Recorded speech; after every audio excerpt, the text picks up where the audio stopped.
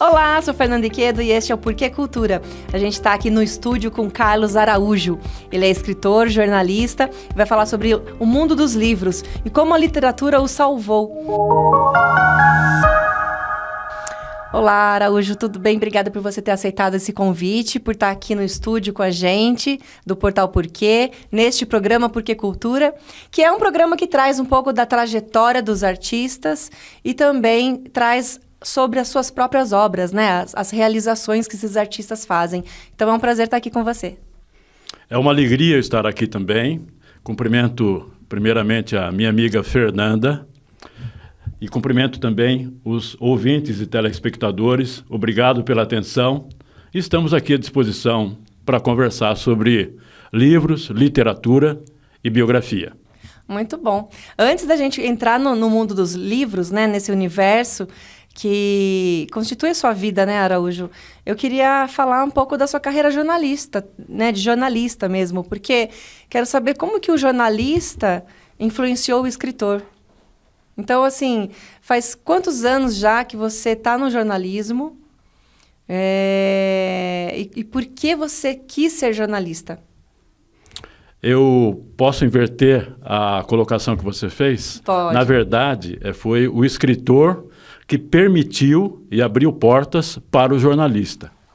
Porque eu escrevo, a minha relação com a literatura, ela vem da infância. Uhum. E de quando eu aprendi a escrever, e mesmo antes de saber escrever, de aprender as primeiras letras, eu já tinha uma atenção especial pela escrita. Eu não entendia manchas de texto, mas aí eu tentava imitar essas manchas. Eu lembro que eu falava para a mãe, eu já sei escrever. Não sabia, não tinha entrado na escola ainda. E quando eu aprendi realmente a escrever, no primeiro ano da escola, e cartilha, e as primeiras leituras, foi como um deslumbramento. Uhum. Eu não tinha consciência disso, mas já era a literatura se manifestando dentro de mim, mesmo que inconscientemente. Antes de ler. Antes de ler, exatamente. Uhum. Eu já nasci com isso.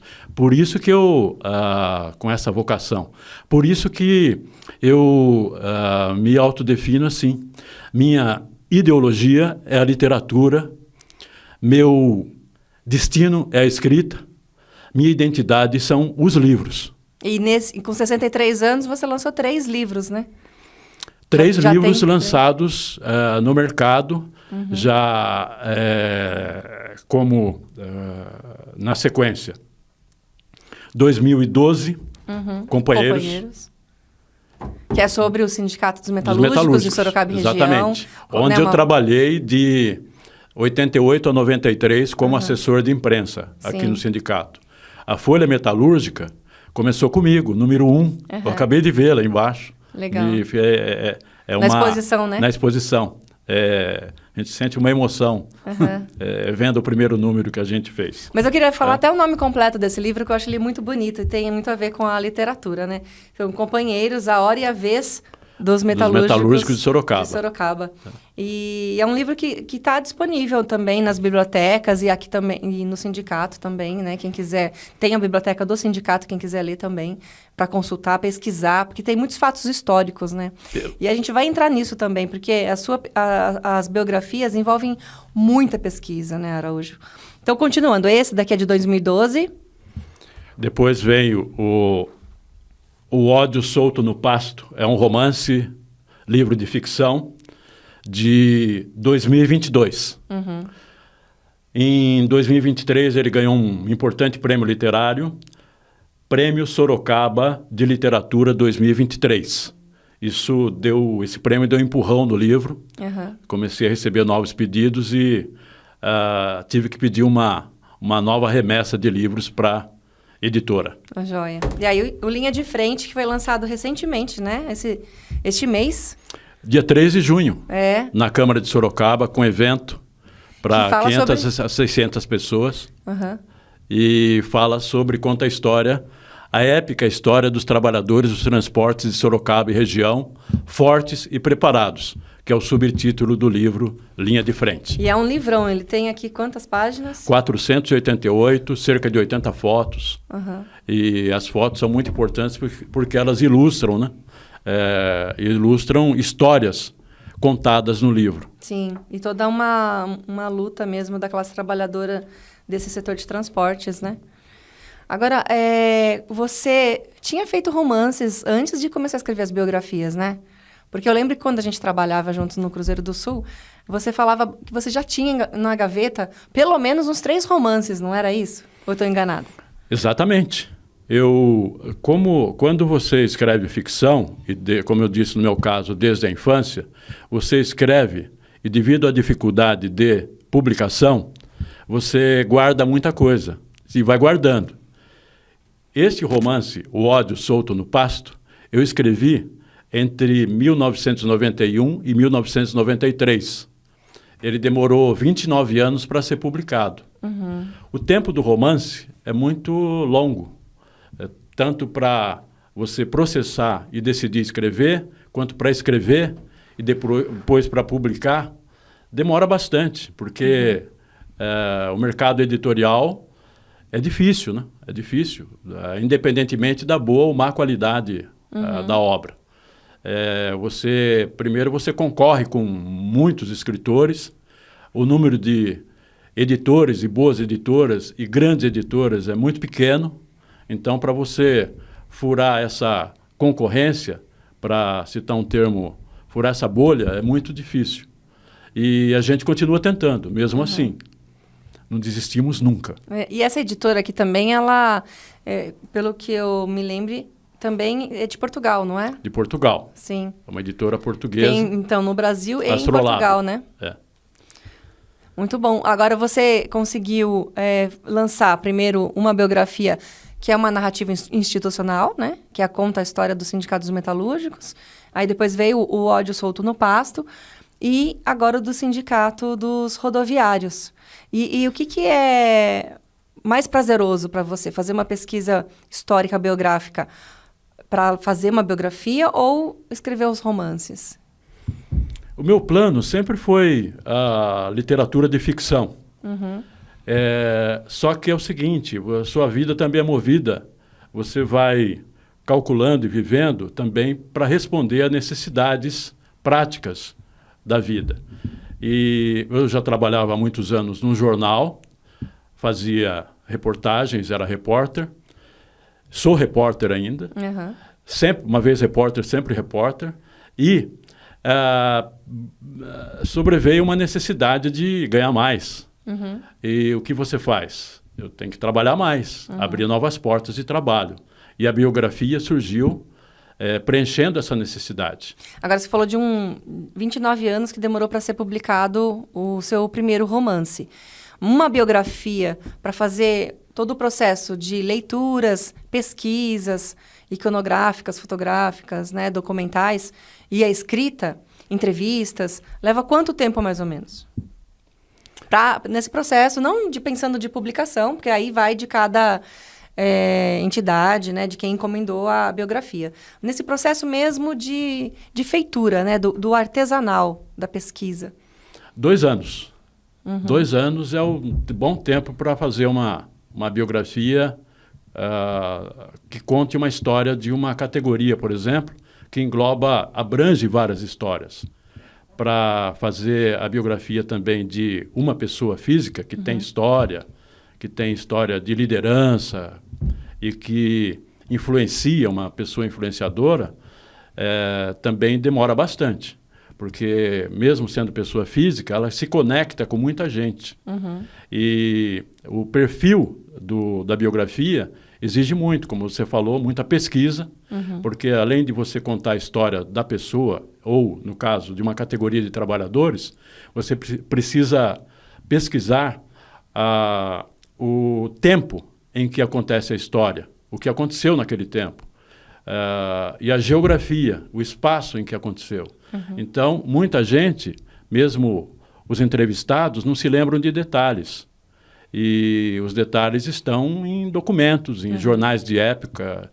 Então, você passa pelo menos 6 meses fazendo pesquisa, que é como se fosse o alicerce do trabalho. a partir dessa pesquisa, você vai para a fase das entrevistas. As entrevistas que são necessárias e que são personagem ou personagens principais e os que estão em torno deles também.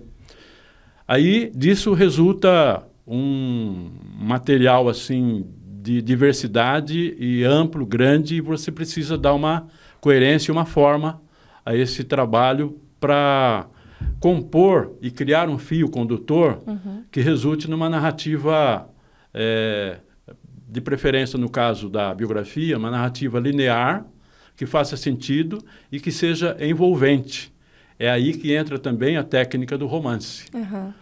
Então, você sendo escritor, você tem maior facilidade de encontrar essa solução técnica, de pegar todo esse material que você levantou e dar a ele uma narrativa que seja envolvente e que você consiga um efeito de que, para quem está lendo, de que você está lendo um romance da vida real, mas um romance no sentido de a leitura ser fluente e ter um encadeamento e um ritmo que te envolva. Sim. Que te dê vontade de ler, que tenha ganchos também.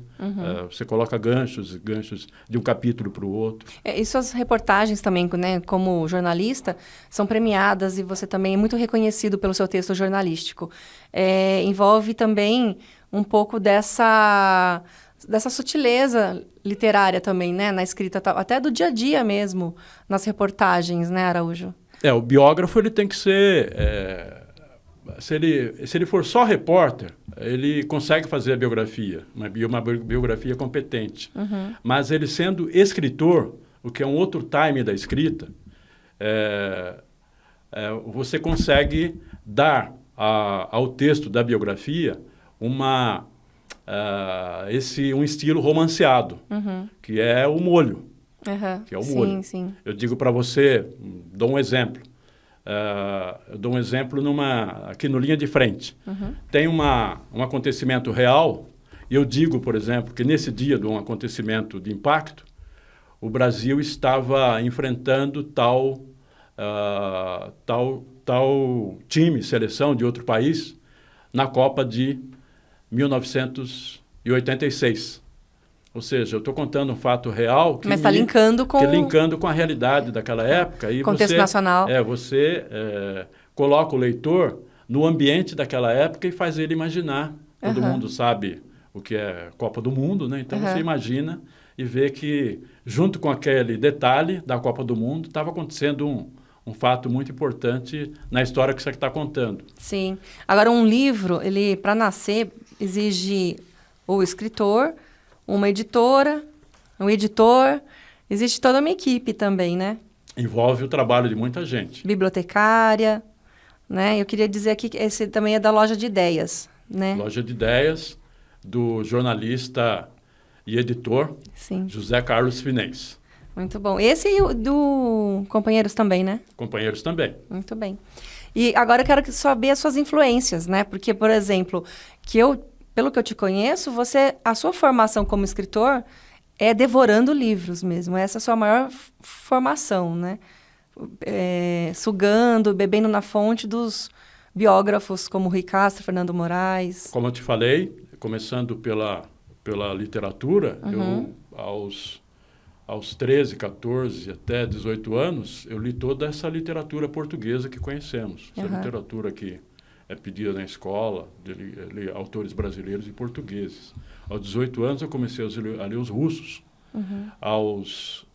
entremeando com autores norte-americanos, franceses, ingleses, alemães, italianos. Mas como que era o acesso a esses livros, Araújo, nessa época?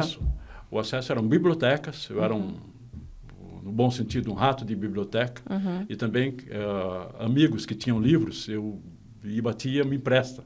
Eu encontrei um amigo que tinha coleção do Jorge Amado, por exemplo. Eu li todo o Jorge Amado ali, desse amigo. Isso entre o trabalho e... E eu trabalhava e lia bastante. Eu trabalhava e lia bastante. E após concluir o ensino médio, eu não entrei para a faculdade, então eu tinha muito tempo para conciliar, dividir a minha vida entre trabalho e a leitura de romances. E, simultaneamente, a escrita também. Sim. Eu entrei na faculdade tarde, aos 35 anos, por uma questão de necessidade também. Na época, Você já trabalhava como jornalista, já né? trabalhava. E eu digo que a literatura me salvou nesse sentido, porque quando eu tive necessidade de mudar a minha vida profissional, ingressar no jornalismo, eu calculei que eu precisava trabalhar. Para trabalhar com vontade, eu precisava trabalhar no que eu gostava. O que eu gostava, o mais próximo do que eu gostava de literatura, era o jornalismo. Então, eu lembro que eu trouxe eu já tinha escrito um romance na época, chamava-se Vida Noturna, eu ainda tenho a cópia dele. Eu trouxe e pensei comigo, isso vai me ajudar, esse texto. E quando eu me apresentei diante de um editor pedindo emprego, eu falei, eu sei escrever, eu preciso aprender a técnica jornalística, e isso eu tenho certeza que eu aprendo rápido. Aí ele me deu uma chance e tudo começou ali, em 1987. Era o jornal Diário de Sorocaba. Muito bom. E esse livro aqui, A Estratégia da Raposa, que é de 99? Conta a história do Centro Experimental Aramar, da Marinha do Brasil. É um trabalho de conclusão de curso da Uniso, a Universidade de Sorocaba. E até então, eu já tinha, como repórter, como eu disse, eu comecei em 87. Como repórter, eu já tinha acompanhado os primeiros tempos da instalação do Centro Experimental Aramar. Que teve muitas manifestações. Muitas manifestações. E e quando eu fui fazer o TCC, a gente escolhe o tema, né? Olha, o tema que eu mais conhecia, e era o tema de maior impacto em toda a região de Sorocaba, e tinha uma conotação nacional e internacional, assim, em termos de importância, né? Eu falei, vou fazer esse tema, que foi um desafio também. Por mais que eu conhecesse a história do Centro Experimental Aramar, mas também eu precisa de uma pesquisa aí também. Eu precisei ler toda uma bibliografia sobre o assunto para aprofundar os conhecimentos sobre energia nuclear, que é um assunto delicado. Muito difícil, sob sigilo, né? Difícil por também ser sigiloso, exatamente, né? De ser difícil. Mesmo aqui você traz essa questão das faltas de respostas, de retorno, né? E aqui eu tive uma entrevista de quase 5 horas com o idealizador do programa nuclear da Marinha. Sim. O almirante Otton Luiz Pinheiro da Silva. Que é um capítulo do livro. Que se coloca também. Ele está em mais de um capítulo. E você pretende publicá-lo? Pretendo. Eu vou atualizá-lo. A espinha dorsal do livro eu já tenho. Basta atualizá-lo e agora, como as coisas estão mais encaminhadas do ponto de vista de edição, aí eu consigo publicá-lo com mais facilidade. E quando você está lendo assim, os biógrafos, as biografias dos seus biógrafos periferidos, você fica observando a estrutura textual, gramática, a organização dos capítulos? Você tem esse olhar crítico? O escritor, ele tem esse olhar de aprendizado, antes de tudo, desde o começo. Nos livros de ficção também, como é que o autor abriu, ao ponto de ter livros que você lê mais de uma vez. A Sangue Frio, do Truman Capote, por exemplo, que é um clássico. É um clássico, inclusive, do jornalismo, da boa escrita, né? E criativa. Eu li esse romance 3 vezes. Olha só. Então, momentos bem distantes um do outro. É um romance-reportagem, né? Um romance-reportagem 3 vezes, aprendendo com a técnica. E qual a distância de tempo que você deu entre uma leitura e outra? Entre uma leitura e outra, de 10, depois mais 10 anos, 30 anos. Tem um livro que é Por que Ler os Clássicos e Por que Relê-los. É importante isso, porque sempre a gente já é outra pessoa, né? Quando a gente está... 10 anos se passaram, por exemplo. Em 10 anos, há uma mudança e uma curva de aprendizagem gigantesca, né? Então, quando você vai reler, é uma outra abordagem, você apreende outras questões do livro, né? Há uma ampliação do seu conhecimento e, com certeza, você se transformou. Você não é a mesma pessoa de 10, 20 anos atrás. Sim. Você conviveu com dores que te ensinaram e com a ampliação de conhecimentos que mudaram a sua visão de mundo e de você mesmo. Então, agora, de personagens, assim, que você está falando de dores, né? De ter o pé ali em comunidades, vivências distintas, né? Os seus personagens, eles têm que tipo de afetos, assim, que mais sobressaem nos romances, por exemplo? Aqui, no caso, do Ódio Solto no Pasto, se quiser começar por ele. É o Ciro? O Ódio Solto no Pasto, aqui eu já tinha resolvido um problema técnico meu. Porque, ao mesmo tempo, quando você gosta muito de livros e literatura, surgem dois problemas que são... eles conversam, dialogam um com o outro e, ao mesmo tempo, se opõem. Eles te incentivam e, ao mesmo tempo, te desafiam. No que te incentivam, esses livros te inspiram a escrever livros também. E no que te desafiam, eles podem te inibir também. Eu cito um exemplo. Depois de ler 100 Anos de Solidão, do Gabriel Garcia Marques, como é que você vai fazer para escrever um romance? Isso pode te inspirar. Pode dar uma travada. E pode te travar. Eu tenho um amigo que aconteceu isso. Ele tinha muitas histórias, ele não... Por que você não escreve essas histórias? Que ele contava verbalmente e deixava todo mundo encantado. Por que você não escreve? Olha, aí ele mostrou os textos dos contos do Dalton Trevisan. Sim. O Vampiro de Curitiba. O Vampiro de Curitiba. Como é que eu vou escrever assim? Escreva do seu jeito. Então, eu encontrei o meu... Para minha sorte ou para o meu azar, eu escrevo do meu jeito, com o meu estilo. E estilo é um outro problema, que você fica buscando durante décadas. E, às vezes, você acha só depois dos 40, 50 anos. E você, é fácil, assim, de você... Não que é fácil. Eu encontrei um jeito. Você entende que aquele é seu estilo. Exatamente. E eu encontrei um jeito. Eu quero contar histórias. Eu não quero... Porque, às vezes, você tem o autor, ele também tem alguns, assim, pecados e momentos de presunção. Ele acha que vai mudar alguma coisa, ele quer interferir na realidade com a sua história. Não, conte apenas uma história. O uso que ou o impacto, ou a durabilidade no tempo, você não domina isso. O importante é que alguém goste dessa história. Como vai tocar no outro, né? A obra de arte é assim, né? É para tocar, mas de que forma vai atingir não dá para saber, né? Hoje, por exemplo, tem romances que, do ponto de vista... que dialogam com alguns aspectos do debate identitário que vem ganhando espaço nos últimos anos, e alguns romances são capturados e incorporados como ilustração desses debates. Mas eles não, quando foram escritos, certamente o autor não pensou nessa finalidade. Sim. E acabaram sendo capturados. E que bom, Sim. porque acabaram sendo mais conhecidos, né? E tiveram seus momentos. E quais livros que te geraram mais impacto, assim, que você pode citar? Pelo menos uns 2. Posso citar vários, mas o grande livro que me causou um grande impacto foi Memórias Póstumas de Brás Cubas, de Machado de Assis. E mais os 2 outros romances deles, que são o Dom Casmurro, e o que eu mais gosto desses grandes romances, que é o Quincas Borba. Foram leituras assim, me encantei com...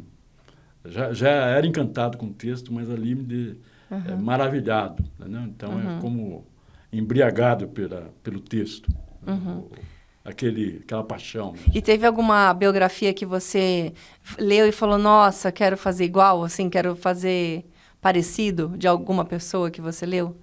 Eu tenho 3 biógrafos, assim, brasileiros, vou citar os brasileiros, que são Lira Neto, Fernando Moraes e Rui Castro. Eu tenho uma biografia do Fernando Moraes que mexeu muito comigo, Chateau, o Rei do Brasil. É uma biografia que é um livro fantástico.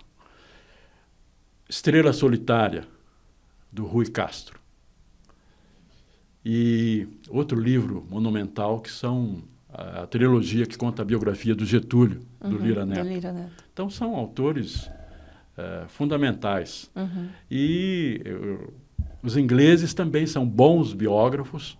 Eu conheço um biógrafo desse chamado Anthony Beevor, que tem uma obra, ele escreve muito sobre guerras, e é um dos assuntos que eu gosto mais de ler, que é sobre guerras, dentro das pesquisas de história. E são referências. Tem outras referências, mas eu posso citar essas que são importantes. E para quem se interessar em aprofundar o aspecto da biografia, o Rui Castro tem um livro muito bom, que é A Vida por Escrito. E o Lira Neto também tem A Arte da Biografia. São livros muito bons para quem quer se aprofundar na técnica de escrever biografia. Perfeito.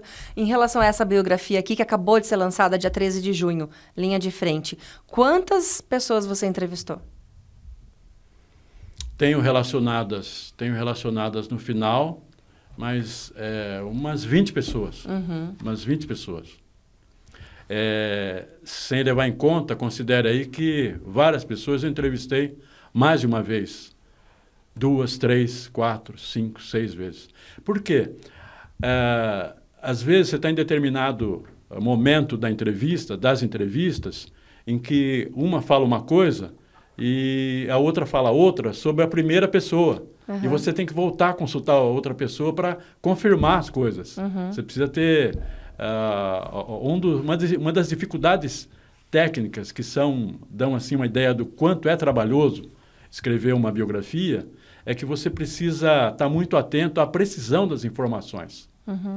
Numa reportagem, numa simples reportagem, simples eu não diria, uma reportagem nunca é simples, mas numa reportagem de rotina, você tem que estar atento também à precisão da informação. Imagina você ficar atento à precisão das informações contidas num livro de 488 páginas, porque conta como Linha de Frente. Desde o nascimento da associação, do Sindicato dos Trabalhadores, até os dias de hoje.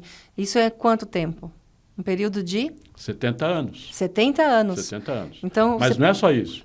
Quando você vai, e no caso desse livro, eu conto toda a história do movimento sindical brasileiro, também conto a história do movimento sindical mundial, como começaram greves, como começaram as disputas entre capital e trabalho. É um bom instrumento para os professores de história também, exatamente, né? Porque isso se chama dar profundidade à história. Você vai fazer uma biografia, você precisa contextualizar o biografado ou o tempo dos trabalhadores aí, que são esses 2 livros, no espaço e no tempo. Então, você precisa descrever como era o espaço e como era o tempo histórico em que você contextualiza o seu entrevistado. Do tempo histórico aqui, no caso, também é a ditadura, né? Exatamente. A ditadura também está contada aí. Inclusive, um dos personagens é um dos 2 personagens que eu, durante 37 anos de profissão, de jornalismo, eu entrevistei que foram torturados. A história dele está aí. É uma das histórias de grande impacto do livro. Ele contém várias histórias, muitas delas de grande impacto, e uma delas é essa desse personagem que trabalhava na formação de sindicalistas. Na época eram sindicalistas, eram garotos assim, na faixa de 20 anos, até precisavam de uma formação teórica, e ele dava essa formação, era um advogado, um professor, e ele tinha esse histórico da ditadura que foi emocionante. Clodoaldo Rodrigues Nunes. Muito bem. E aí, esse livro, como que a gente pode adquirir? Quem que tiver interesse de comprar, pode entrar em contato com você diretamente? Ele pode ser baixado gratuitamente. Legal. O livro Linha de Frente pode ser baixado gratuitamente no site linhadefrenteonline.com. E a categoria está pegando o livro no próprio sindicato dos rodoviários. Legal. Mas isso é bacana também de ter essa possibilidade em PDF, porque... PDF e e-book. E-book, né? Então facilita bem a leitura e a democratização do conhecimento também. Exatamente. Né? Importante, muito bom. E ele cumpre um papel na disputa também de narrativas. Sim. Nós estamos num momento em que existe um debate aí, um viés autoritário de dizer que os sindicatos não servem. Não, há muita fake news, né? Exatamente. Falando contra a luta dos trabalhadores, né? Quem tiver dúvida sobre a importância extraordinária da função e dos sindicatos como instrumentos de defesa dos direitos da classe trabalhadora, leia Companheiros. Leia a Linha de Frente. E quem tiver também interessado em saber como a vida pode ser transportada, a vida real pode ser transportada para a ficção, de forma que com a ficção nós também temos uma aprendizagem de vida, leia O Ódio Solto no Pasto. Neste livro, você vai reconhecer episódios daqui da região de Sorocaba. Eu cito um deles, a Fazenda Ipanema. O Sem Terra da Fazenda Ipanema. Ah, que legal. Eles me inspiraram 2 capítulos importantes desse livro. Legal. Isso a década de 90 foi justamente quando teve o assentamento, a ocupação, o início de tudo ali, né? Eu acompanhei aquele... Eu era repórter no Jornal de Sorocaba e acompanhei todo aquele episódio intenso, denso, tenso. E que terminou com a vitória dos trabalhadores. Foi regularizada como um assentamento. Exatamente. O que mostra que tudo nada a gente ganha, a gente conquista. Agora, é luta. Vamos colocar aqui as pessoas para te acionarem para comprar o Ódio Solto no Pasto. Dá para comprar pela editora Astrolábio, mas dá para comprar diretamente com você para pegar também seu autógrafo, não dá? Comigo também. E aí, o meu contato é Instagram, escritor_Carlos Araújo, e também de outras regiões, na Amazon também acessa. E quem é de Sorocaba tem outros 2 locais para acesso ao livro impresso, O Ódio Solto no Pasto, que é no Centro Cultural JF Estúdio, Largo São Bento 91, e na Livraria Nobel, Avenida Barão de Tatuí, 867. Legal. E os seus próximos romances, como que você está planejando de publicá-los? O ano que vem eu vou publicar mais um romance. Eu tenho também mais 2 romances prontos, além desse do ano que vem, e tenho um livro de contos e um livro de crônicas, todos programados. Chega um ponto da vida da gente que a gente consegue fazer esse tipo de programação. Legal, isso é bom. Aí você do ano que vem já tem editora? Eu pretendo, inclusive, eu tenho uma pessoa jurídica que é uma editora. Sim. Eu estou procurando dominar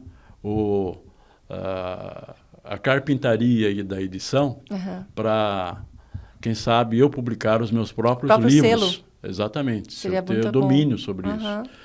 Outros autores já fizeram isso. Fernando Sabino, por exemplo, foi dono da editora Sabiá. Ele publicava os próprios livros dele. Sim. Ele e Rubem Braga eram os sócios na editora Sabiá. Legal. Isso é bom, importante. Isso é importante, porque aí você faz a sua própria programação. Né? Então vamos esperar notícias aqui do Araújo falando da própria editora, porque daí você volta aqui para contar para gente sobre o nascimento dessa editora. E é muito legal os nomes também que você escolhe. Eu fiquei pensando agora também no nome que você vai escolher para a editora. Mas os livros também, é bom ter um impacto no título, né? O título... A capa... O título é um outro trabalho que você tem. Trabalho. O Ódio Solto no Pasto, eu demorei 27 anos para achar esse título. Eu disse que ele ficou pronto em 93. Só em 2019, 27, 26 anos... só em 2019 esse título caiu, baixou. Claro que, inspirado no momento difícil que o país vivia, aí as histórias têm a ver com ódio, as pessoas aqui se odeiam. E caiu como uma luva o título. Então, você tem um desafio porque é como quando você vai escolher o nome do filho, né?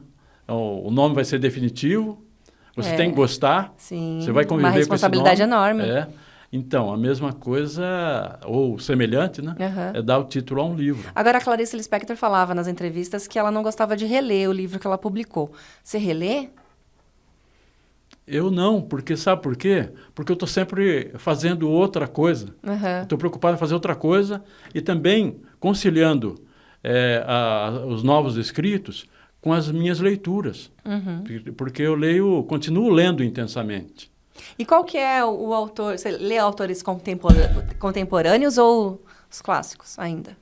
Leio contemporâneos também, os clássicos também, das várias línguas, né? E o importante de você ler as várias línguas é que acontece um efeito como quem viaja muito. A pessoa viaja muito, vê outras culturas, outros países, e com o olhar de quem vê cenários, começa a fazer comparação com o seu país de origem. E eu tenho, aos 63 anos, e com essa quilometragem rodada em muita leitura, após ler literatura de vários países, aí eu pude fazer essa comparação. A literatura brasileira é muito grande, em termos de qualidade, de grandes autores. Nós temos autores monumentais. Eu citei Machado de Assis. Nós temos Guimarães Rosa. Escreveu um livro total, monumental, que é multifacetado. Ele conta uma grande história, mas que levanta vários aspectos da condição humana e histórica, que é o Grande Sertão Veredas. E que não é só o Grande Sertão, é muito mais. Existem as histórias do Campo Geral, os contos dele. E que não tem validade, né? É um autor impressionante. E Graciliano Ramos, imagina, um autor como Graciliano Ramos. A gente estava falando de livros que te encantaram. Eu me encantei com Angústia. Eu acho o melhor livro do Graciliano Ramos.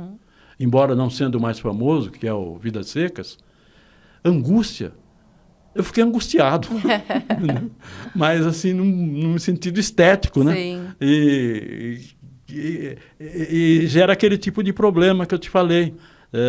Periga você ficar assim, preso naquele autor, ao ponto de você querer o ridículo de pretender escrever como ele. Não, você nunca vai chegar a escrever como ele. E é legal, porque a gente está falando de literatura, de livros, numa época totalmente louca, assim, de acessos à internet, de Instagram, de rolar o dedo, né, nas postagens, tudo, assim. Então, é muito legal de incentivar esse tempo artesanal da leitura. Quem lê livros, quem gosta de livros, vai continuar sempre lendo livros, gostando de livros, independentemente das novas formas de leitura. Eu continuo lendo livros impressos, de preferência, e independentemente das novas formas de leitura. Eu uso também as plataformas digitais, inclusive para divulgar a minha obra, me divulgar como autor também, mas continuo lendo o livro impresso, abro todo dia o livro para ler, viro as páginas e vou lendo, entendeu? Sim. E com certeza vou fazer isso a minha vida toda. Perfeito.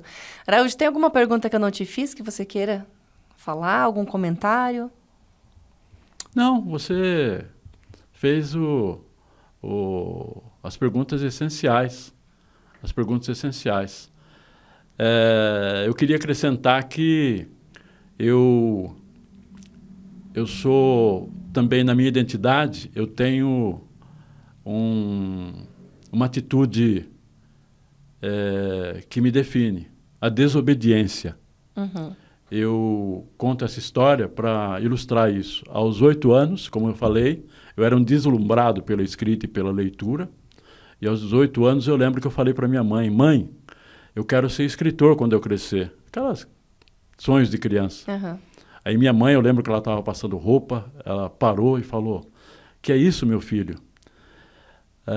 Tentou me demover, me fazer desistir. Eu desobedeci minha mãe. Claro que ela estava preocupada, né? Sim, um escritor vai sobreviver como? Você precisa trabalhar. E ela, na percepção dela, e ela estava correta, escritor não ganhava dinheiro. Ela era sábia como mãe, estava preocupada comigo, como é que seria o meu futuro, mas eu desobedeci minha mãe. Isso é muito grave. Tem que fazer muitas desobediências civis, assim, Isso é muito... No percurso de uma vida. Eu gosto do termo desobediência civil. Uhum. Inclusive... Lembrando desobediência civil do Thoreau. Inclusive contra as leis. Uhum. Todo mundo fala, lei não se discute, se cumpre. A escravidão negra no Brasil era legal. Lei de Segurança Nacional, né? Lei de Segurança Nacional. Tem que se discutir, né, criticamente, criticar, né? E desobedecer também. Acima das leis está a sobrevivência, a existência, os direitos humanos, a cidadania, a liberdade e a democracia. Muito bem. Obrigada, Araújo. Muito obrigada. Foi um papo muito gostoso sobre livros, literatura. Espero que vocês tenham se inspirado.